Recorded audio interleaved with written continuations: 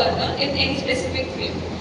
Secondly मला असं वाटतं की करिक्युलरपेक्षा नॉन करिक्युलरवर पण थोडं फोकस केली पाहिजे. आता कॉलेजमध्ये वेरियस क्लब्स असतात, टेक्निकल नॉन टेक्निकल, थोडे डिबेट क्लब्स असतात, स्पोर्ट्स असतात. सो सगळ्यात इन्व्हॉल्वमेंट असली पाहिजे.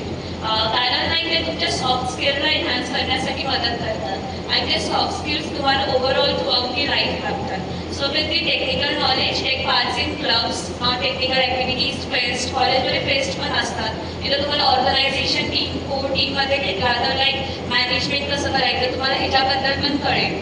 So like be active throughout the college. असं नाही, तुम्ही दोन्ही बॅलन्स केलं पाहिजे, टेक्निकल आणि नॉन टेक्निकल थ्रूआउट.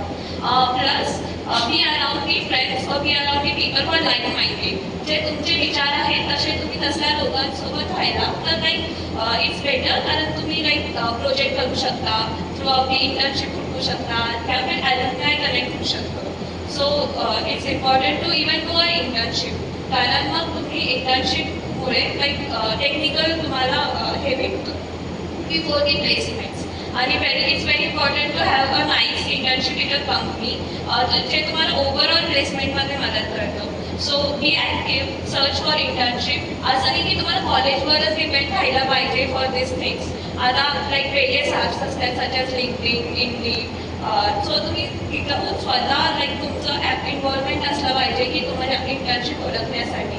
भले ते लाईक त्याचा स्टायपंड नसेल, तुम्हाला त्याचे काही पैसे जरी भेटत नसतील तरी like try to like secure the internship. आता मी माझं सांगते, मला लाईक थर्ड इयरमध्ये आमच्या कॉलेजमध्ये इंटर्नशिप प्रोग्राम असतं जिथं like most of the reputed companies येतात like I am giving good stipend.